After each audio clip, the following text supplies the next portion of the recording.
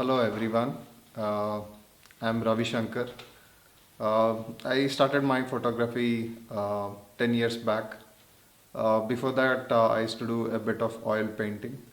After some time, I realized that what all I visualize, I can't paint it. Then I started learning photography. I started off with the Bangalore Photography Club.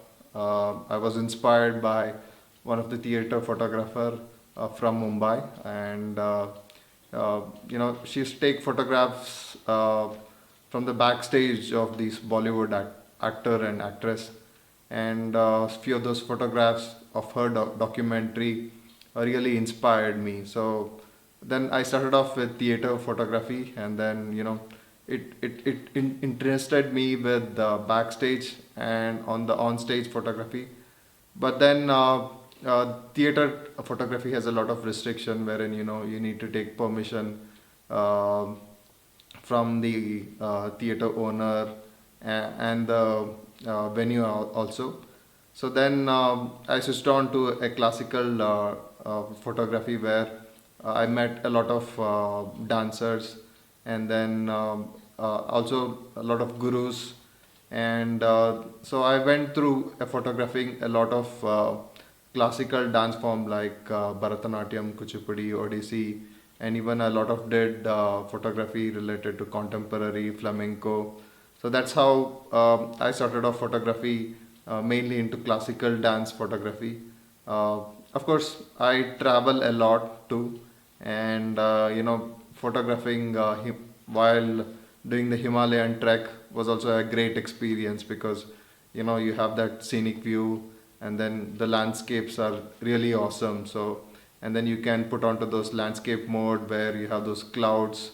So it was an amazing experience. Okay, let's understand what is photography. Of course, it's an art of capturing of a light frame. Of course, it could be with electronic image sensor or using digital using film cameras. Of course, digital cameras have been very popular these days.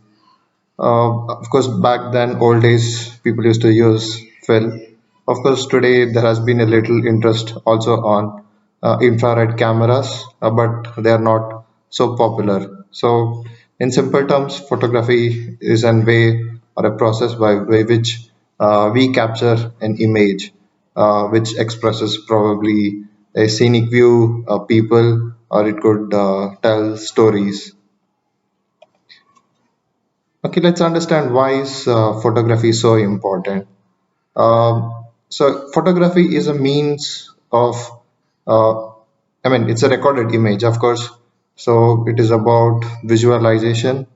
The visualization could be a memory of a location, a people, or it could be also an inanimate object, like it could be a rock, or in advertising photography, it could be, it could be an object.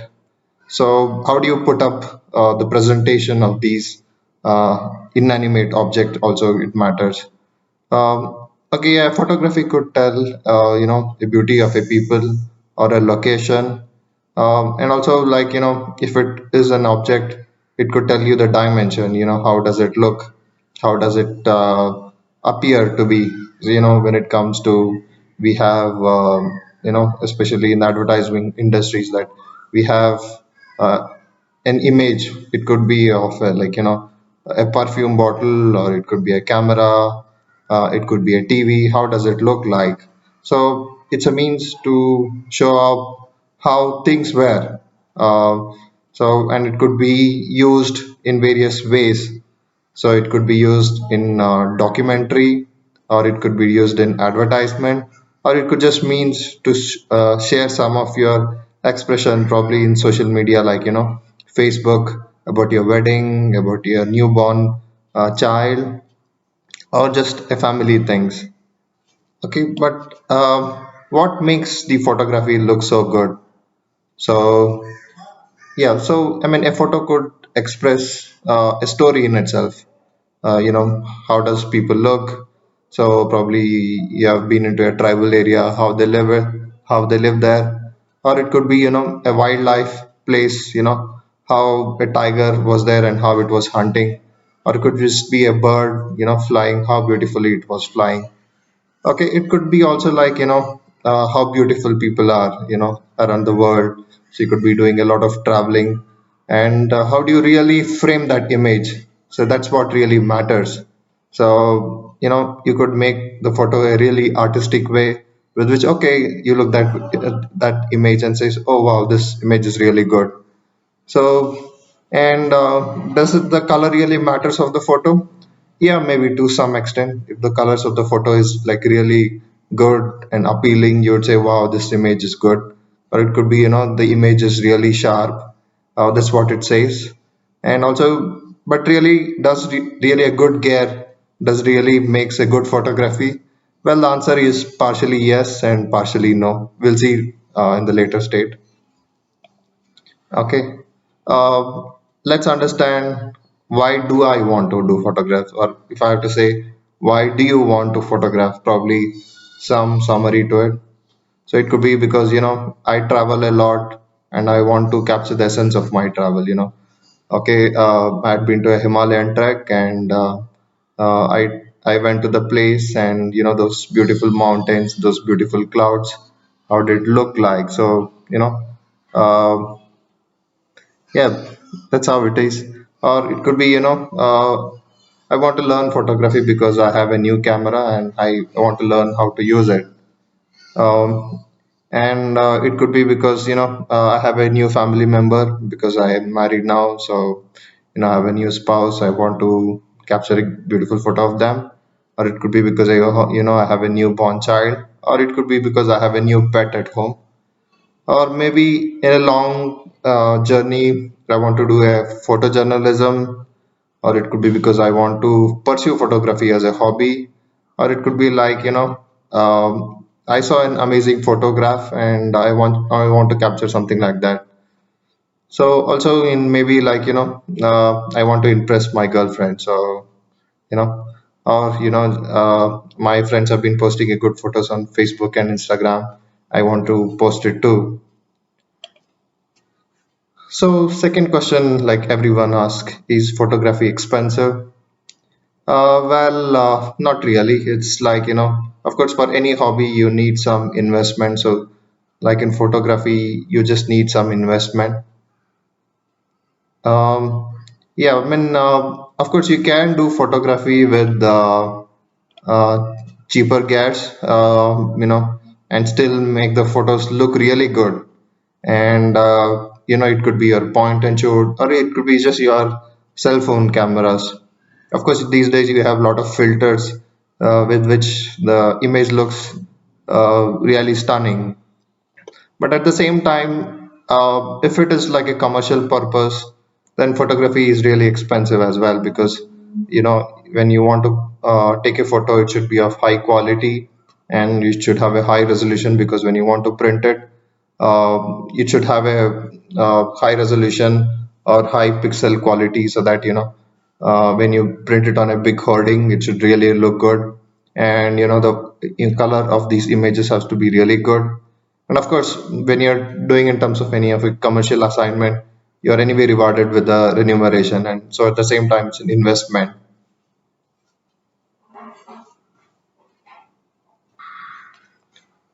So let's look at what are the different types of photography. So it could be based on the people, wedding, fashion, portrait, sports, concert, dance, or a fine art. So based on the color, it could be, a colorful photograph, black and white, and it could be using a film camera. Those old film cameras comes with different color grades. So yeah, it could be with the film camera. Of course, it could be based on the position. It could be a handheld camera. It could be also based on the aerial photography using a drone, or you could have a remote photography. Probably you have some remote cameras. Probably some of the wildlife people use it. So when a lion or a tiger walks in, it detects the movement and takes some photographs. Of course, it could be photography based on your man-made objects, or could be like for a business purpose, something like an architecture photography and advertisement. It could be, taking up and doing a cityscape, or it could be, doing your own understanding how a street life is, or it could be like a commercial thing like a food photography. Of course, when it comes to nature photography, then we have landscape. Um, Landscape, of course, involves a greenic view, or it could be also like you're going to a paddy field or a coffee estate, and that's also like in landscape photography. Of course, you can take a macro photography and wildlife, of course, and then wildlife also includes animals, and also like birds. So you could also take underwater photographs, like deep dive in with some underwater casing to it. Okay, let's look at some of the examples of different types of photography or different genre of photography. Many of you would want to have photography as as a hobby. Photography, of course, is an interesting topic. You want to have a composition that you want to frame it, probably using a camera and then put it up. So yeah, of course, there are a lot of genre of photography that you would want to look at or probably explore over a period of several years, and then what interests you, you could study well, and also you could see the commercial aspects of it, because when you want to do photography in a longer run, you would also have to have a lot of investment, and so if your photography doesn't really pay you, then you can't invest further. But at the same time, if it is your hobby, because you want to have it as a relaxation, then photography is an interesting thing as well, because uh, in the leisure time you would want to travel to a different places, and then you would want to do a travel photography, or probably it could be your own friends or family's wedding that you want to do photography. If it is not for commercial purpose, it's for something like relaxation and something that interests you, and then creative, something that you want to showcase your creativity, or uh, you want to take your mind off from your hectic schedule. So photography is an interesting thing. So, of course, it involves a bit of an investment on the gears, camera, and of course, like online courses and then workshops. Of course, in a longer run, it's an interesting thing, because photography never bores you. So there were a thing that some time back, when we were putting up uh, a photo exhibition in Chitrakala Parishad for Bangalore Photography Club. So people were saying, in Chitrakala Parishad, you would assume thinking you are having an extra classes for photography. So something for a person which is like photography is a passion, and imagine you are having some extra classes in your courses for learning photography. So yeah, uh, photography is an interesting thing, but how do you want to take it in a longer run? Like I talked about commercial aspect, or it could be for relaxation, or a longer run, having your own career into it. Uh, People have been successful with wedding photography or a portfolio photography, or even conducting wildlife tour. So, what is that you want to do over a longer period of time? That's what interests you. You should really explore it. So here what you see is a landscape. Of course, you could display an image of a landscape with the clouds. Maybe it might involve a bit of people there as well. So of course, everyone knows about fashion into fashion photography. Like you don't buy things without looking how that cloth looks on you, or probably how that shoe looks nice on you. So fashion photography has become very prominent these days. Of course, probably you would have a new member at a home, or you might have a new child at home, so you want to do a photograph of them, like how good they look at, and probably you want to look back some 10 or 15 years back. So then baby photography has also become popular. So there is another genre of photography, like this abstract photography, which they don't really convey a meaning. I mean, but it could be just an abstract. It's more about creativity. Of course, everyone knows about wildlife photography. You would always been to a jungle, and you want to capture a moment of how the animals in the wild live. So second thing is also, like you have an architecture photography. I mean, it could be also a little bit on the monument photography. So of course, monument could be a subset of architecture photography. So in architecture, you would take a photograph, of a building, or it could be an interior of that particular location. So of course, when it comes to pet, you would have photographs related to your dogs, cats, or it could be some of the birds that you have at your house. So second thing is also another thing is related to food photography. So yeah, I mean everyone books food online these days in Zomato. So if the food doesn't look appealing, so then you wouldn't buy that food. Whether how good it tastes, it doesn't really matter. You just want to see how good the food looks like. So probably based on the reviews, you would order another food. So macro is another class of photograph where you use uh, macro lenses, and you want to take in detail uh, view of those objects. It could be flowers, it could be some insects. Okay, then you have this heritage photographs, which things which you consider probably some time back, a century ago, or probably some 50 years back, a monument which is there. Of course, you could also classify it as a travel photography, but you're depicting something of a mythological or a spiritual thing. So you could also classify that as heritage photography. Second thing on theater photograph, so anything that is shot on the stage and probably behind the stage, you could call it as theater photography. So related to music, anything on the stage where when the musician are performing, so and then probably you could have a group of musicians together, so that is also called a concert photography. Of course, you just have a bird photography wherein people specialize in only birds.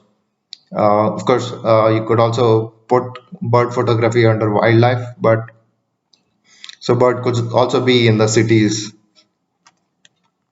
So another thing is on the wedding. Yeah, when you want to do a wedding, you want to take up some candid photographs, so that those memories are there, and I can post that on Facebook or Instagram, and you can show that how good I looked at how good I looked in those weddings. So another thing is there are something like a dance photography. Of course, today you have quite a lot of dance variety. Of course, we have in India a lot of classical dance forms. Then you have hip hop, salsa, flamenco. There are quite a lot of dance related things. So you have astronomical photographs as well, like capturing a moon, or it could be a Milky Way galaxy. People take it a lot of these photographs where there are no lights or city lights involved. Let's look at the different types of camera. Of course, you have mainly the sensor size today matters. Earlier days, the film camera used to be of 35 mm diagonal, and then came the digital era where you have a digital camera, but it was expensive to make a sensor size of 35 like a CMOS sensor. So the manufacturer started making a smaller sensor. So it's also called APS-C size sensor, or today in a lot of digital cameras, you have like a 1 inch sensor, which are quite extensively used in point and shoot. And of course, you can categorize camera based on like, digital and analog, and then also on the focus type. So one of the very popular ones are the single lens reflex, what you call it as SLR, and if it is a digital, then you call it as a digital SLR.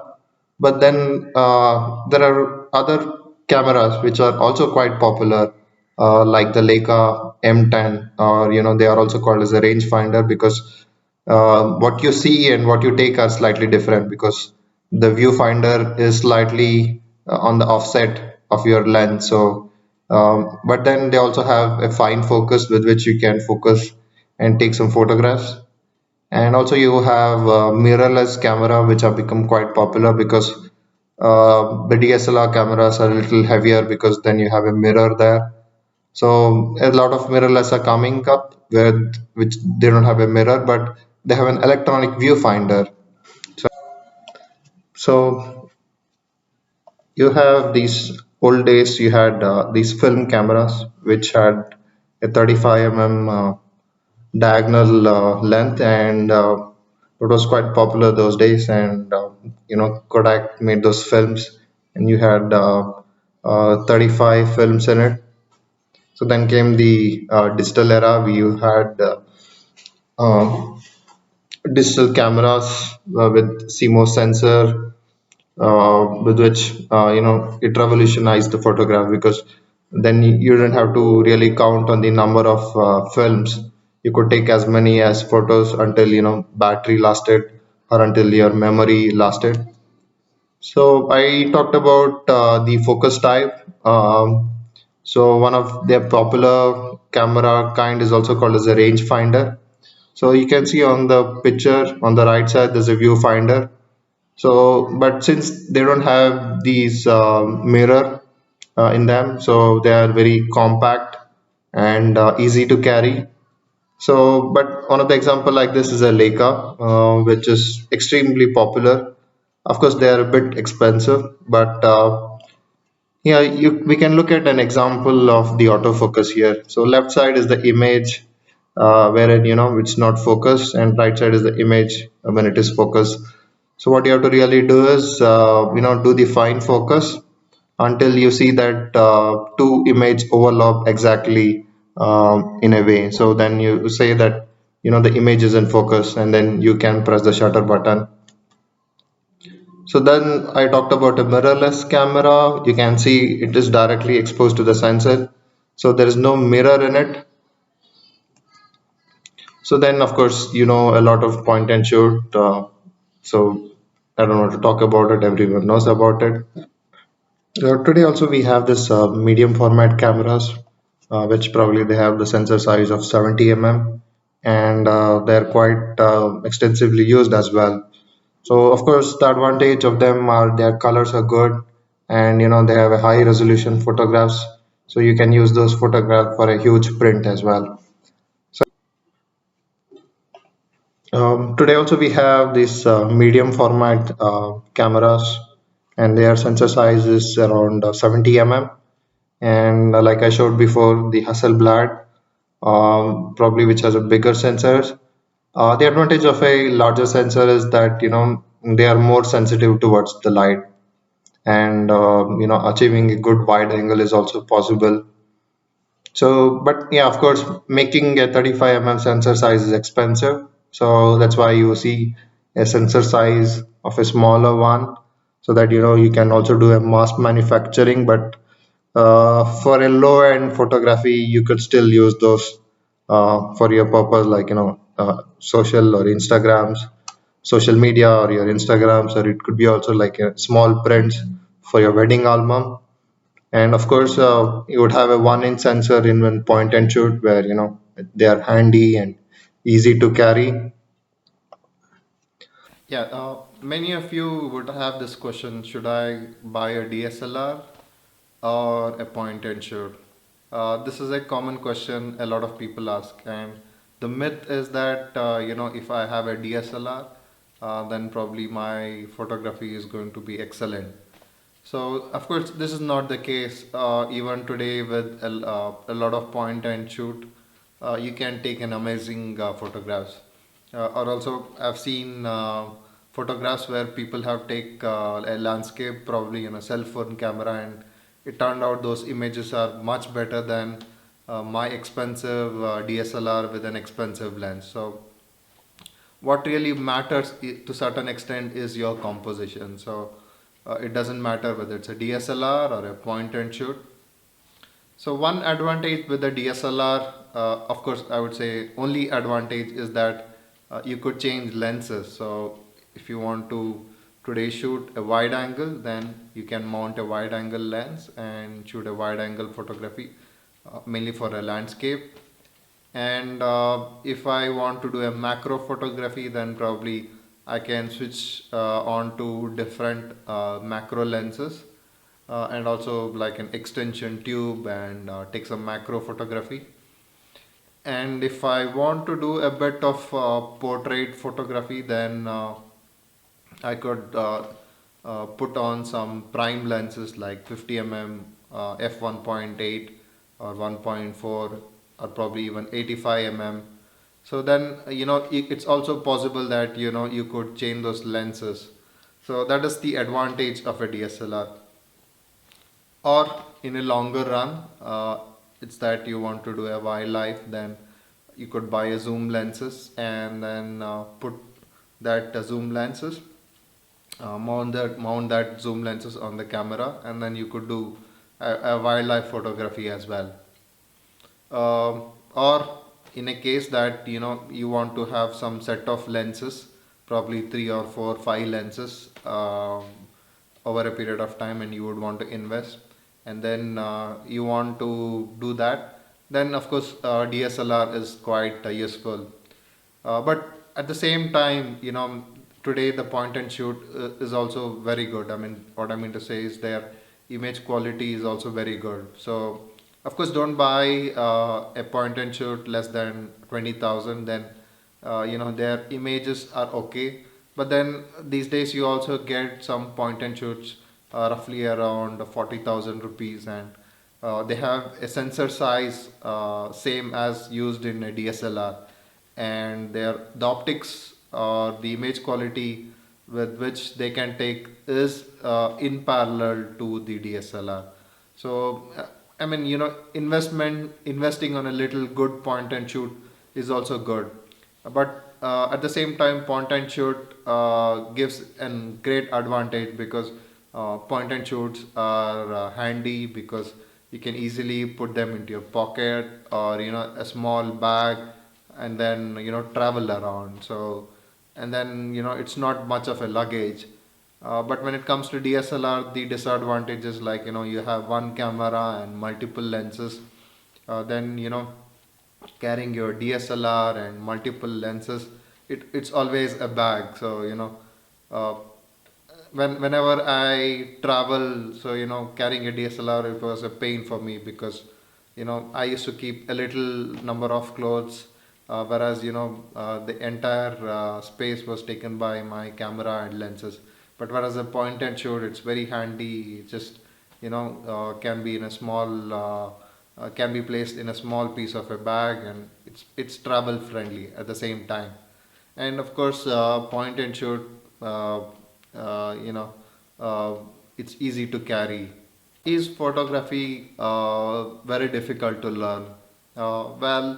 For anything, there is a higher side of difficulty and higher side of easy. So what I meant to say is, if you want to learn photography, like basic things, so it's not that difficult. You need to know basic elements of photography, and then how do you really put together to compose an image is important. But when you really want to master anything, so that's where you need to spend a lot of time. You have to learn a lot of techniques. something like learning a violin as well. So maybe composing a small song in a violin, it might be a little easy. But then when you really want to master some of the things, then you really know to a lot of techniques. So of course, maybe I'm wrong to compare photography with a music, but each has its own style, each has its own pros and cons.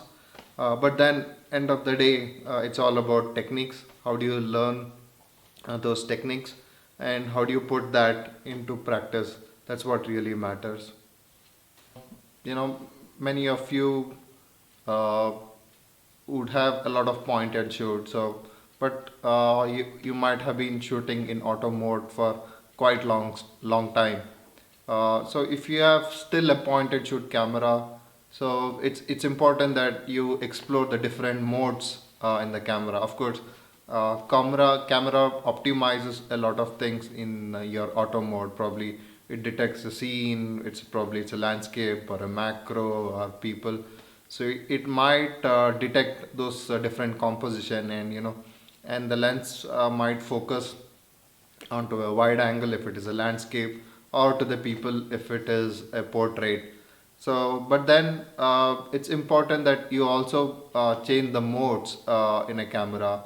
So there are different scene view in a point and shoot, uh, like I said, a landscape or a macro or a portrait.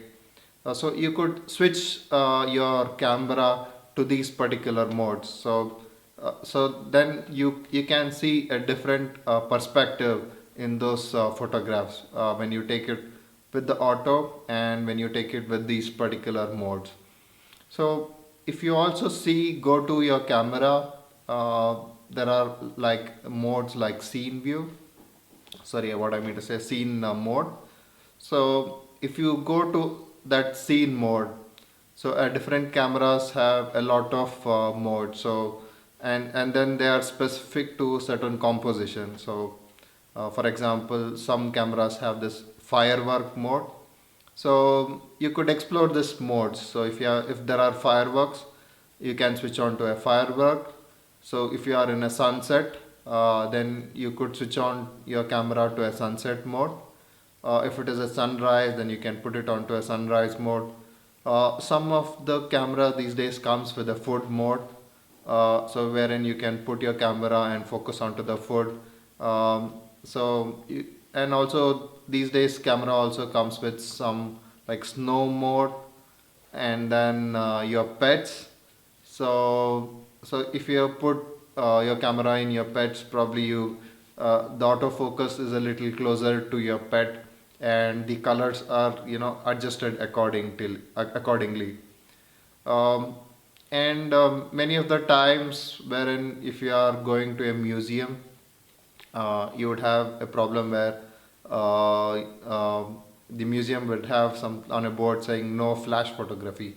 So you could explore this non-flash mode also in your camera.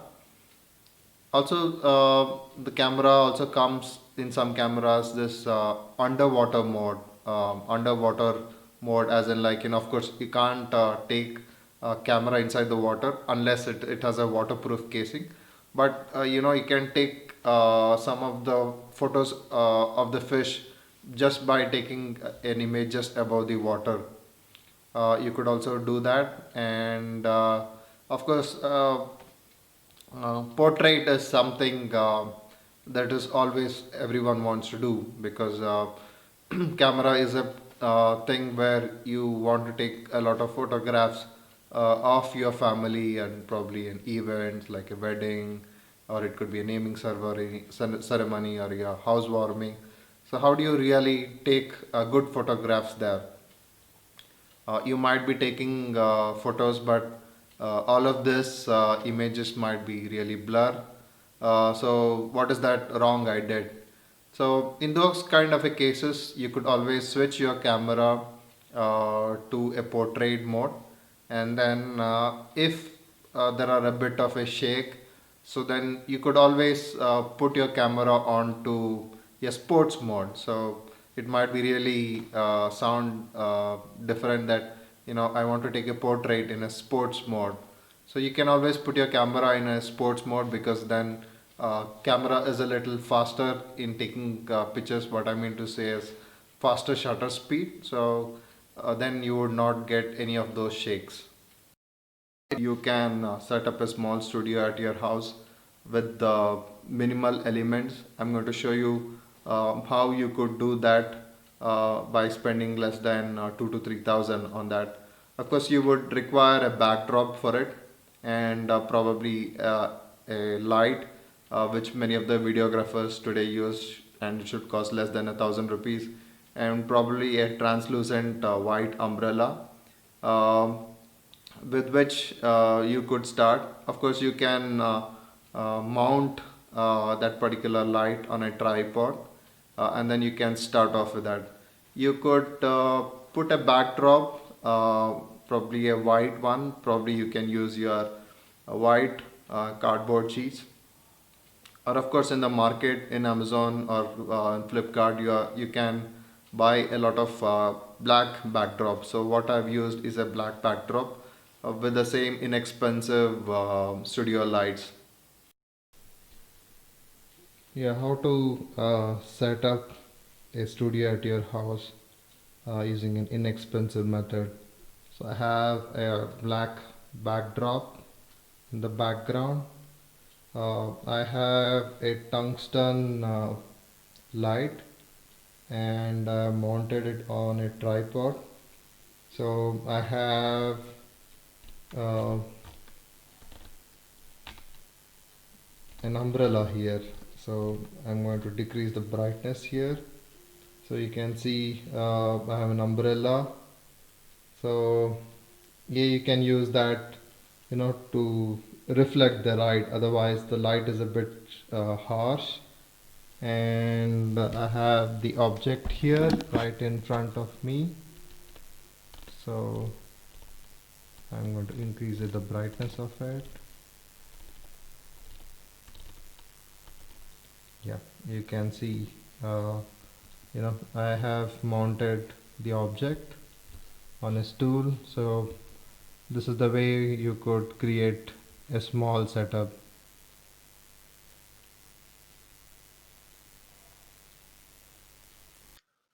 Yeah, what you see right now, I have put my camera and connected to my laptop. Canon has a software called Remote Live View, and you can connect your laptop to a camera using a USB cable. And so what you see on the right side is a dashboard with all the settings, and right now I'm storing it to a photo tutorial folder. So I put the camera in manual mode, and I have an image here. So it's a statue of a Buddha, and I have placed it in front of a black backdrop. uh, and you can see here it is fairly lit up. So let me walk you through on the dashboard here. So what I have here is the amount of number of photos that can be captured, and of course the battery here. And so there's a button with which I can switch the lens to autofocus or to a manual focus. So since I put it in manual mode, it is showing as M. So the default, which the shutter speed is about 1/100th of a second, and an aperture, the lens which I mounted is minimum is of f4. So I also have the ISO set to about 500. So what we could do right now is to see what is the image size I can put. So there's a drop down here where if I scroll my mouse, so I'm increasing the image size or the resolution. So if you see, as and when I'm increasing the resolution from small, the number of photos I can take for that particular memory card is actually decreasing. So right now it is medium, Okay, so right now when I'm moving to large size, so it is saying that the amount of photos that I can take is 3737. So even finer, larger resolution, so I can take 1940. So the larger is the image resolution. Of course, the lesser is the number of image you can capture in the memory card. So I put it in something called as auto white balance. So maybe I can switch on to the tungsten. So I put a tungsten bulb. So then the camera is going to adjust to the lighting condition. So in a daylight, if I can use the daylight here, or if it is in the shadow, then I can switch the auto white balance to like a shadow. If it is a cloudy, then I can switch the auto white balance to cloudy. If you have a this is sorry, this is the tungsten bulb. So if I have a bulb which is emitting yellow color light, I can switch on to this so that camera compensate for the extra yellow color light. And in a tungsten bulb, sorry, in a fluorescent bulb, the images are more bluish. So you can compensate that extra bluish color by setting the camera into fluorescent. Then if we have an external flash, you can compensate for that. Or also you can manually select the color temperature using the button K. Let's not go into details for that. I'll put it in auto white balance so that and camera will automatically adjust for me. Okay, so I'll take the photo in a little larger resolution. I can also shoot it in RAW. So, so there's a provision to switch between RAW and JPEG. So, so what is the difference between RAW and JPEG? So of course, in an image, there are three different colors like RGB. So if it is in an RAW, the camera is going to store the information of R separately, G colors, G and B separately, which means to say red, green, and blue colors separately. So the information is not compressed and it is going to store as it is. So that is why, since the information of both RGB is stored, the image resolution is actually very high, or which means to say the amount I can store in the memory is actually less. So let's take one photo in the RAW. Let me take it. Okay. So I have taken an image in RAW. So there's a provision. I can change the color.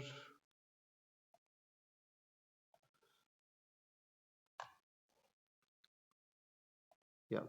So here it is taken in RAW. Yeah. So in an RGB, of course, it has come to the frame where I can increase the sharpness here and a little bit of saturation if I want. So when I'm changing the saturation, it increasing a bit of a color, then I can edit to the brightness a little brighter or a contrast. Yeah, we can edit like this. Let's go to the image back. Um,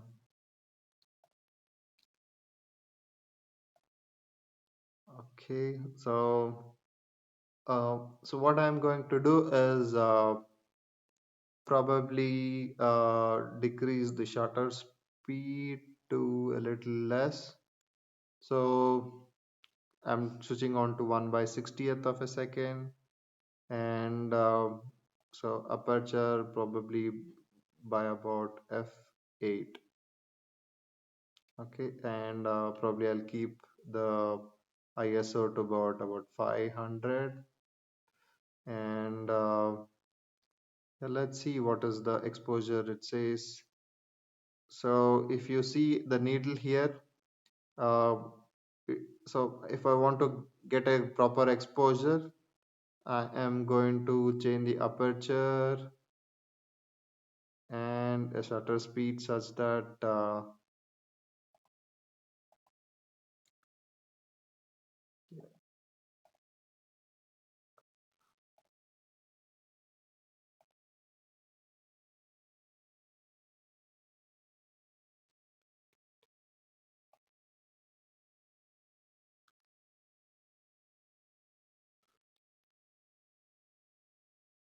so you can see right now uh, with this particular setting, uh, yeah, so if I take it on to my shutter button, it is showing the exposure. So right now the needle is here, so which means there's a proper exposure.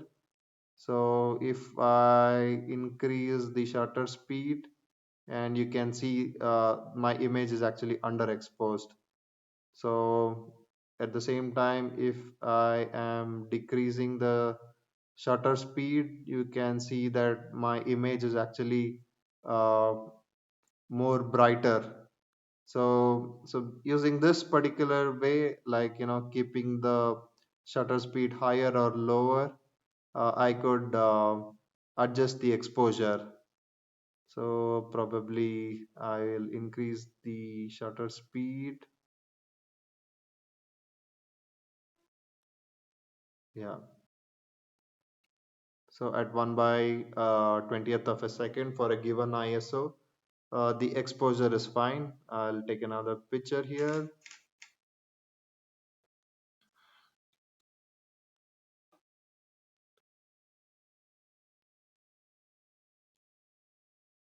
Okay.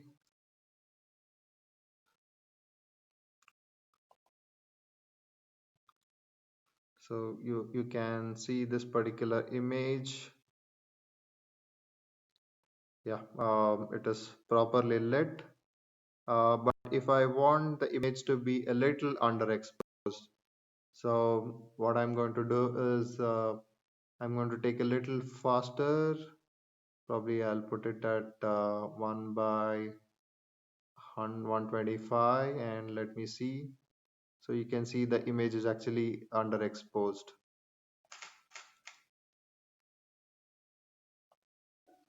So you can see the quick preview, it is totally underexposed.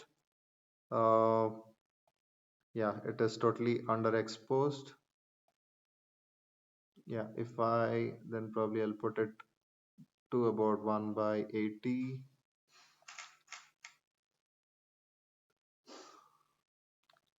Yeah, probably right now it is fairly exposed and the background is not distracting. So this is the way you could capture.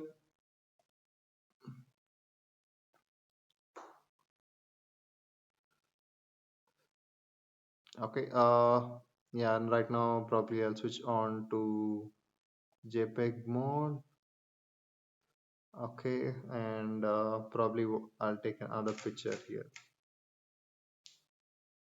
Yeah, I think I'll fairly a same image. So if you want to see a raw and a JPEG, the image, uh, you know, uh, type or a style doesn't really change. It's only the resolution that really changes.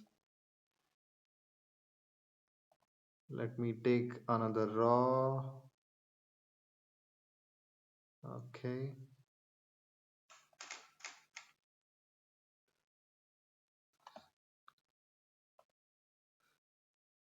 So you can see right now it is storing it in the format .cr2. So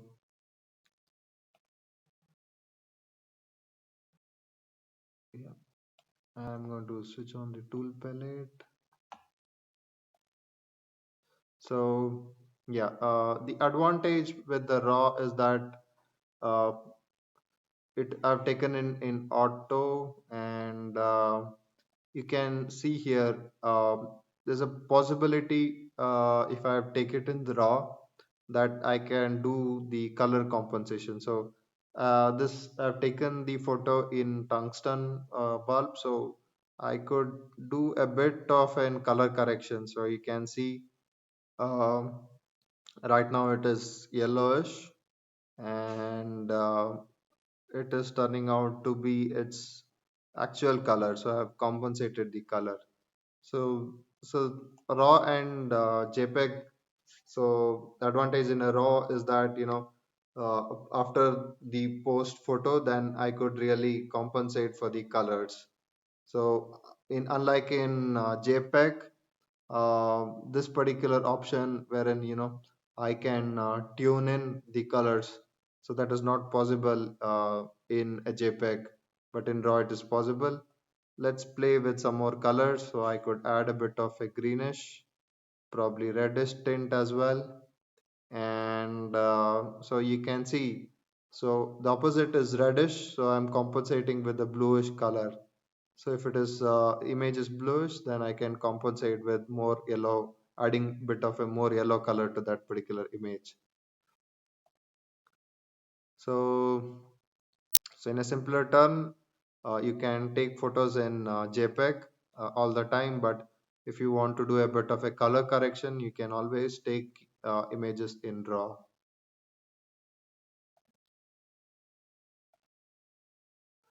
So if I am taking in JPEG, so then most of the cameras has a picture style. So you can set it in auto, but if you want to have it in standard, then you can set it to a standard size, standard color, or you can put it in portrait. So then image is more tuned for portrait, and you can also put it in landscape.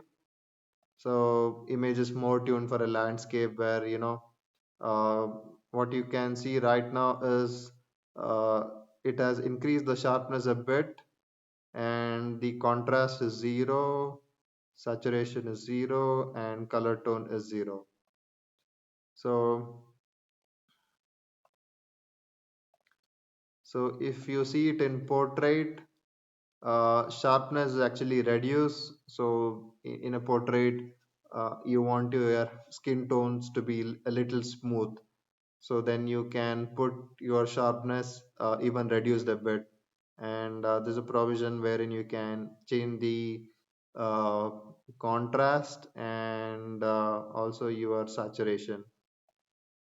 Another way is neutral. In neutral, you know everything is almost your saturation is minimum.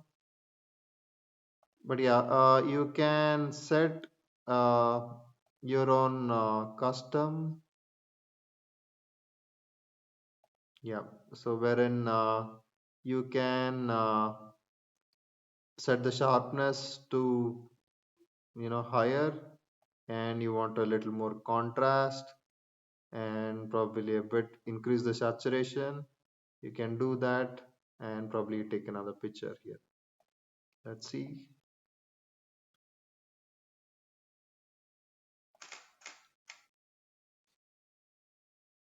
Yeah, so maybe I've increased a bit of the saturation. Of course, you will not know that in detail.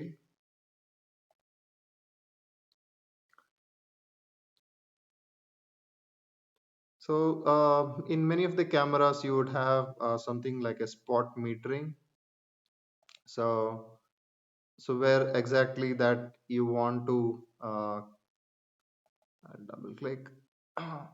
So you want to sense the amount of light based on the spot where it is in focus, uh, or the entire image, or a combination of a spot and surrounding around that area. So this is how you could set the metering. Okay.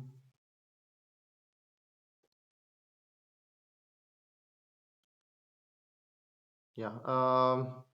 You can increase your ISO a bit. Probably let me try going to about little higher. So the more you go on to the higher ISO, you'd have more grains in the image. So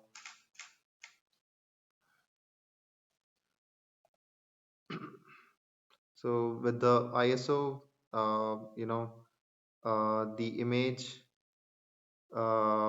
is more exposed for a given shutter speed, but there's a fair bit of grains in the image. So probably in the during the post processing, you can decrease a bit of grains or reduce the noise. So yeah, on the autofocus, of course, many of the point and shoot cameras these days comes with a touchscreen LCD. There's a provision to select the focus area or the screen area, and then you can focus it. So I'll put the autofocus onto the backdrop. You can see the backdrop is focused right now, and the image here center is in autofocus.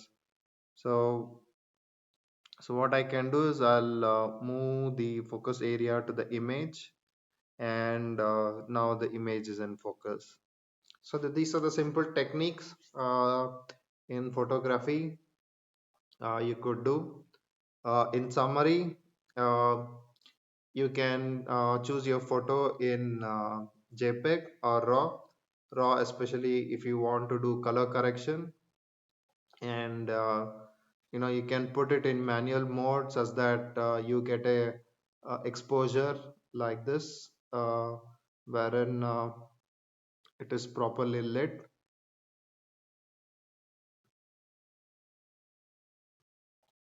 Of course, you can also vary your aperture to get the component exposure.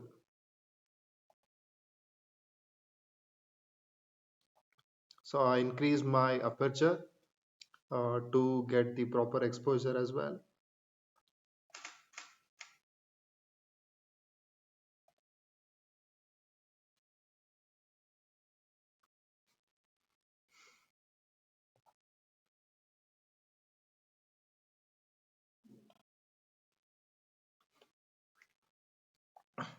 In this particular case, I have switched on the autofocus points.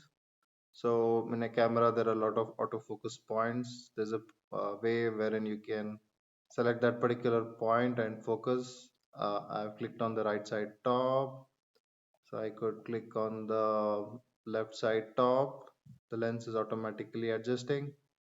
So if I select to the bottom, then the camera is automatically adjusted to that.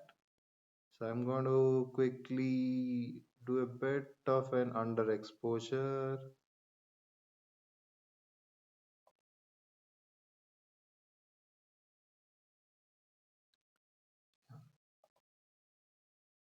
I'll take a picture. Yeah, it's totally it's totally dark because our exposure is too less. Let's see, let's scroll over. I'm going to adjust the aperture to the minimum. I'll keep it at f4, and yeah,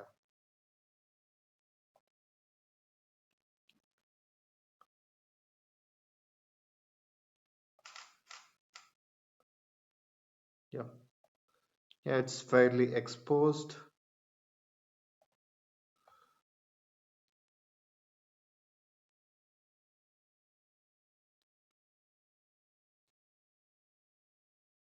So yeah, there's a provision to change the autofocus point to single, and I can have it as multiple. So in a camera you would have multiple focus points, and then you can select those multiple points, and you can select the area where you want to focus, select it, and press it.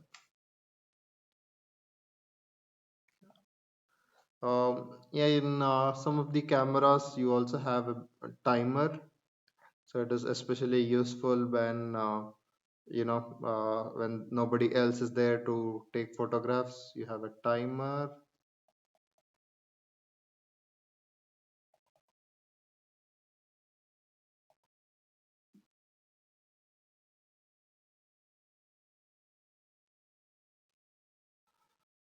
I'm going to close this.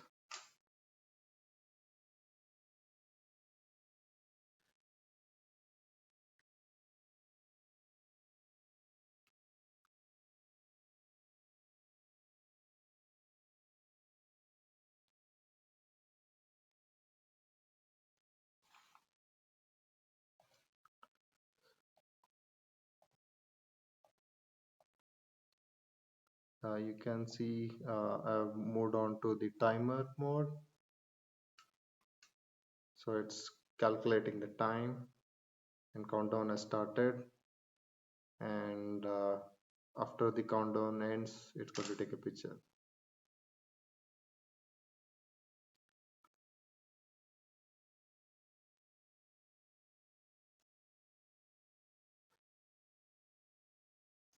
So we can see this is a single shot.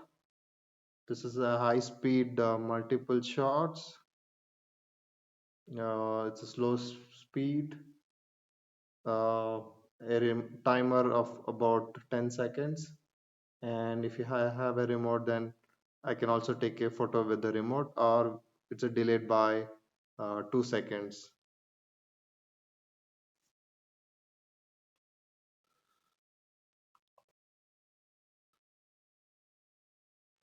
Um, so there's always a question that should I use a photo editing software to do the correction?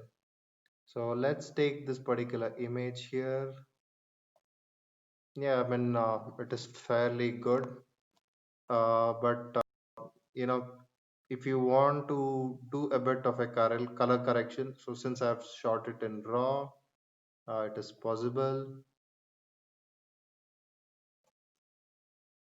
Yeah, I can change the color, or if I want to change the sharpness, I can change the sharpness.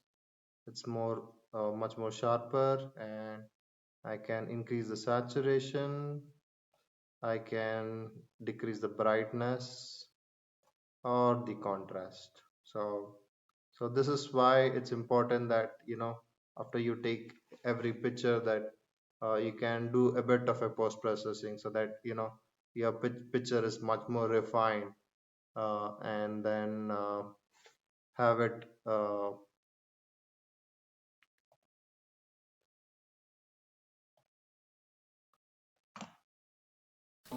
do you want to learn photography with those rule books? Well, I would say no, because put your mind free, because what you visualize and what another person visualize, it's entirely different. So what you see and what you really visualize in the brain, uh, like probably both of the person might be visualizing the same tree, but how does one person put that in the frame might be really different. Probably someone might be putting just the tree in the frame, but someone might be putting a tree with the background also in the frame. So how do you really compose it, what really matters, and that's where your creativity is there. So what two person sees of an object, or could be the same, but what really makes a difference between two people is the composition. So of course you have a lot of composition rules, but when you start off with photography, I would say you don't put any rules. um, and then there's a way to picturize it. So yeah, I mean you would visualize probably seeing through a lot of probably on the Facebook, or probably if you have been through seeing through a lot of documentaries, then there are certain way each image has been composed, but over a longer period of time, certain composition might stand out compared to others. And then you could always learn those techniques, but then end of the day you could always start off with your own compositions, because what you really stand out in photography is your composition and your visualization. That's all, folks, for today. And so keep using those modes which I taught you how to use it, and what aperture to set, what shutter speed to set, what IS to set. We will cover up in the advanced courses, and what is the combination that you can set uh, for a given image. We could see it. Also, this there are quite a lot of things related to exposure compensation that we could see. Thanks for listening to this lecture patiently. Uh, we'll hope to see you, listen from you guys. That's it for today. Thank you. Bye.